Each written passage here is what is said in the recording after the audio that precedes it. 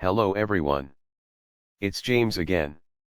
And before I start today's video, I just want to quickly say, all work in this video contains 100% original content of and by myself James Smith, otherwise known as Bgood 4000, and was uniquely created with NAWMAL software, by myself James Smith.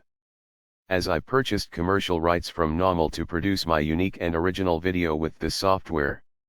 Commentary is uniquely my own thoughts, feelings, and expressions. Now that I have that out of the way, I do hope your day is going way better than fantastic. And your journey to self-betterment is going way better than fantastic as well. Today I wanted to talk about a very important topic that heavily ties in with societal narcissism. And that ties in with one-on-one relationships and how narcissism is a part of such relationships. You see, the Bible talks about falling for a lie. And almost as if the people of society and of this world will be happy to do so. To fall for the big lie. You see. Most. Not all. But most narcissists won't walk up and tell you what their intentions are. Now some might slip and say it by accident. Or when they feel like they have you under their spell, so to speak. They might say a blunt statement that reveals their evil plans. But what we are talking about is the big picture here. Narcissists. At least most of them are very skilled manipulators. Which means, most times, they don't come at things straightforward. They will trick you and manipulate you to walk into whatever trap they want you to walk into. You see, society is falling apart literally in front of our eyes. The most worst types of acts are happening in the world. Yet, those that often report on such happenings point the finger everywhere except where the problem is at. And that is several decades ago. Certain people showed up to society with a help to something that when you look at it might not have needed help or much help to begin with. And that is putting their hands into families. Individual families' lives. You see, narcissists love to get their hands in the personal happenings of as many people as they can. Have you had a narcissist so-called friend that showed up pretending to be concerned about you and your finances? And before you know it, you are spilling the beans and telling them all about your money and financial life. And this goes back to boundaries. In this process of a narcissist showing up in your life to help, they are testing your boundaries. Because they know they wouldn't tell such details to most people, let alone you. And yes, they might share some information regarding their situation, only to get you to feel comfortable in telling them what is going on with you. But likely what they are telling you isn't the full story. And likely you won't know the full story ever. But with that said, you tell them. And you feel like, wow, they really care. And they are actually trying to help me. But you will find out at some point and time later, they will start using this information against you. And to make you feel like you are now answering to them. This could be just a friend of yours and you might show up to a meet-up with them, wearing a nice pair of pants.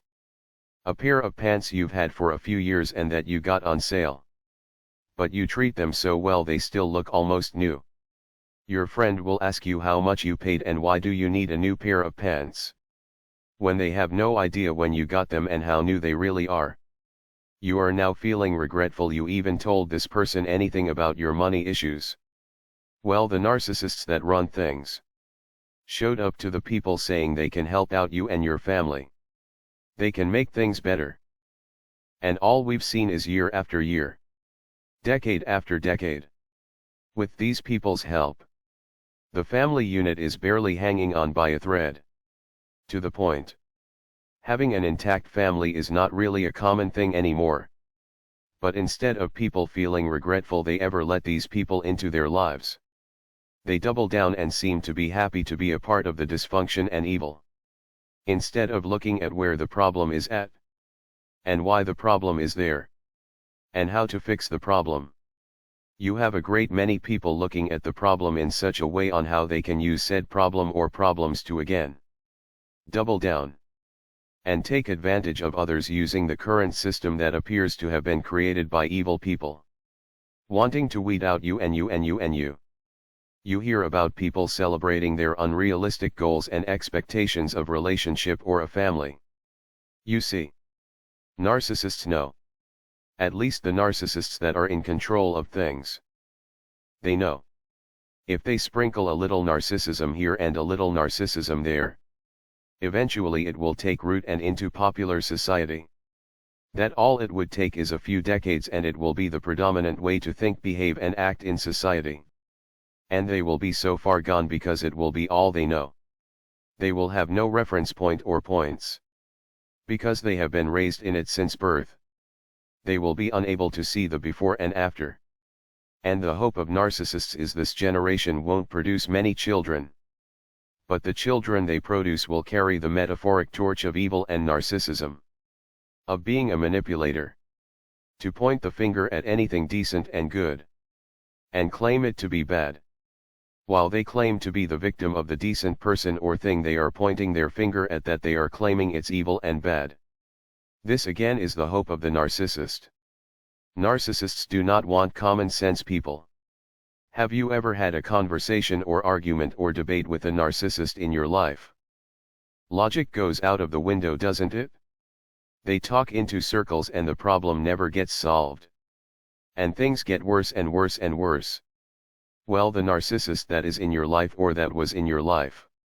If you were fortunate enough to escape them. They lack common sense.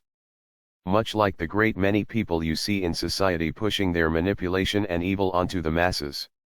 And when they debate others that display common sense, the conversation goes nowhere. Because those that are pushing evil seem to sign up for and enjoy their own destruction. And they speak in circles where nothing gets solved.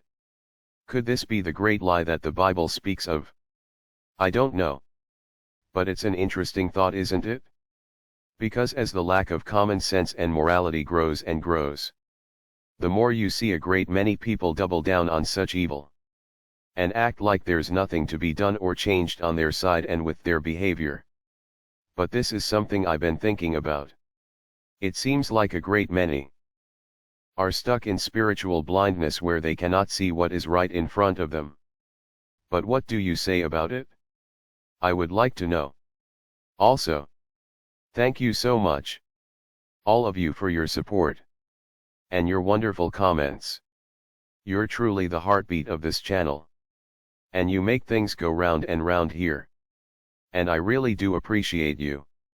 I truly mean it from the bottom of my cartoon heart. With that said, I do indeed hope your day is blessed. And until next time, bye for now. And be good to yourself.